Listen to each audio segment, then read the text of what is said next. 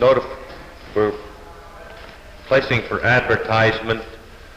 an improvement resolution on the alley between Hackley and Ebright between 6th and 18th Street, and then another alley improvement between Hackley and Ebright between 13th and 16th Streets. In addition to that, we received specifications for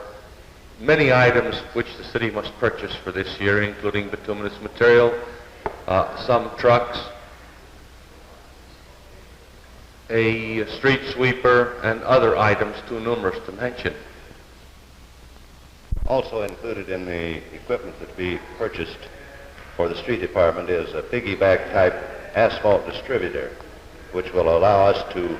do certain minor work with the employees of the street department, such as crack sealing and so forth.